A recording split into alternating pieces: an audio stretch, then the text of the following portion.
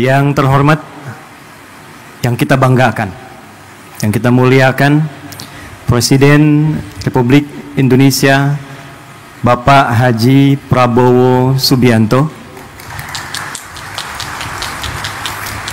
Saya mengajak kita semua untuk mendoakan semoga beliau senantiasa diberikan kesehatan paripurna, kekuatan, dan kemampuan memimpin negeri kita ini menuju Indonesia emas yang berkemajuan.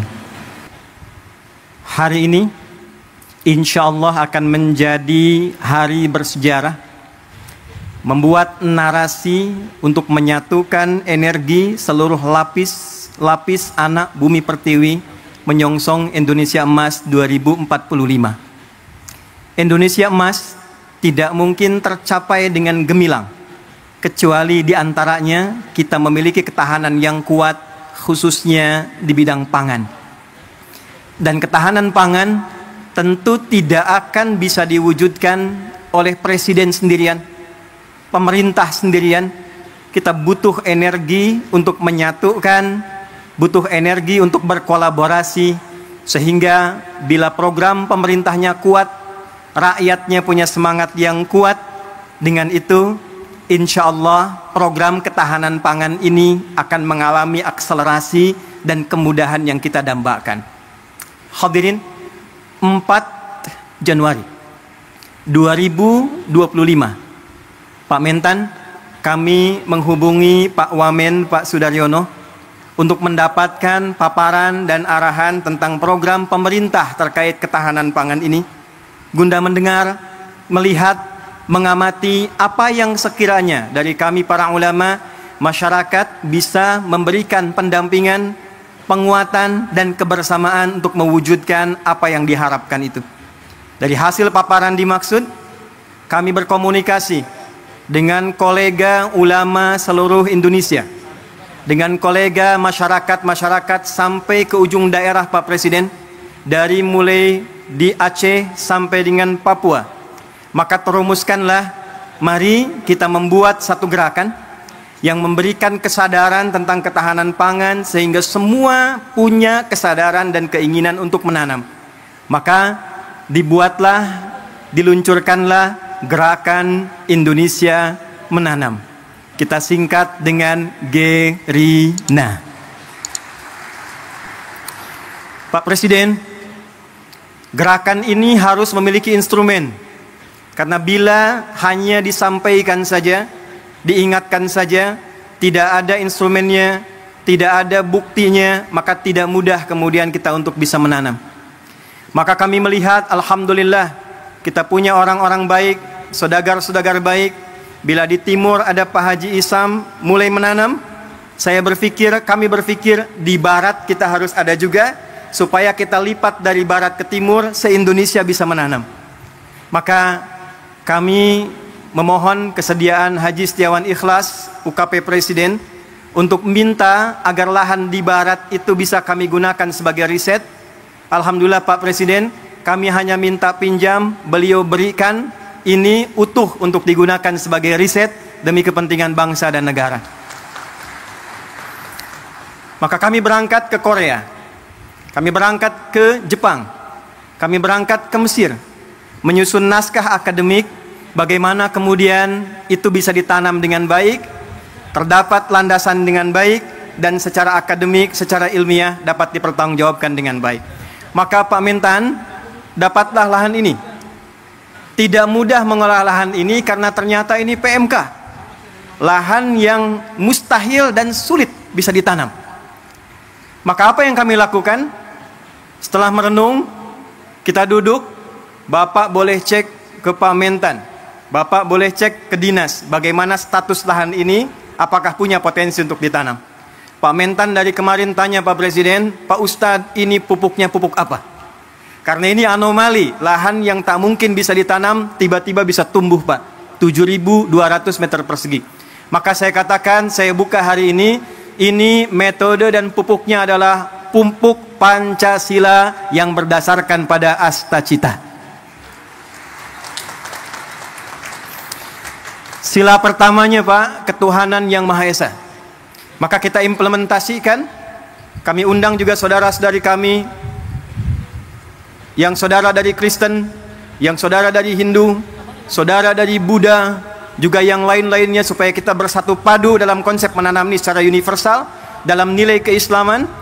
Tadi Bapak mendengarkan ayat Al-Quran di surat Yusuf ayat 44 yang kurang lebih maknanya, mestilah di satu negeri itu kalau ingin kokoh, harus kokoh ketahanan pangannya, harus mulai menanam supaya rakyatnya tidak lapar, dapat makan, dan punya visi ke depan yang jauh. Maka kami berkumpul, berdoa minta. Kami kumpulkan ahli Quran yang orang Islam. Hari Minggu kemarin kami kumpulkan lagi di Masjid Agung Sultan Mahmud Badaruddin. Maka dengan sila pertama ketuhanan yang Maha Esa, pasal 29 ayat 1, negara berdasar atas ketuhanan yang Maha Esa. Pasal 29 ayat 2, negara menjamin kemerdekaan tiap-tiap penduduk untuk memeluk agamanya masing-masing dan beribadah menurut agama dan kepercayaannya itu.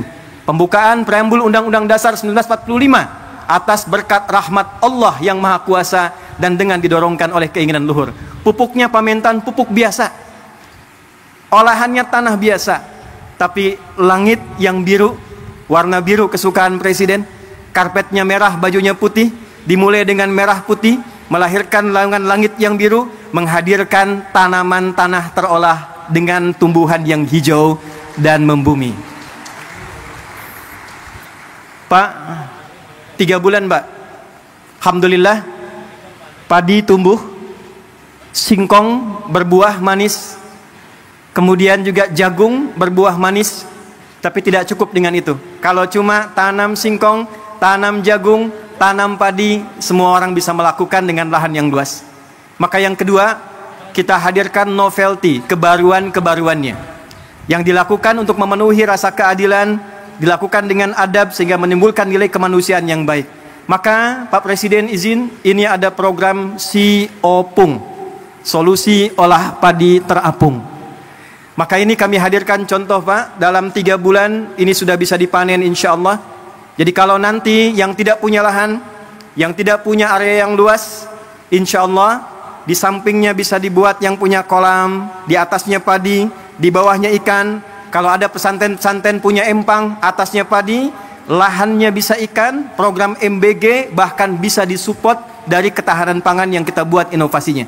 Jadi kalau di sana makan bergizi gratis MBG, di sini MBG menanam bersama Gerina. Ini padi opung. Pak Presiden, ini ada pot Pak. Ini kami riset, bukan sekedar pot biasa. Kami meriset dengan ukurannya, dengan bentuknya, bahkan dengan kemungkinan potensi gramasinya. Jika satu keluarga ada 5 orang, dia tidak punya lahan tapi ingin menanam, maka kami sudah susun sekian pot untuk padi. Supaya tidak meluas, kami buatkan kemudian sistem rak ke atasnya. Maka disimulasikan dalam 3 kali panen dalam satu musim, bila dihitung dengan ia beli secara manual, itu masih bisa menabung 100-700 ribu Pak. Apa tujuan dari semua ini? Persatuan Indonesia. Sila ketiga. Kami berharap bisa membersamai dengan riset ini. Ini bukan program untuk panen. Ini hanya meriset, melakukan pendampingan. Bila dari Kementerian Pertanian melihat ini ada potensi untuk bisa dikerjasamakan, kami mensupport dengan sepenuhnya Pak.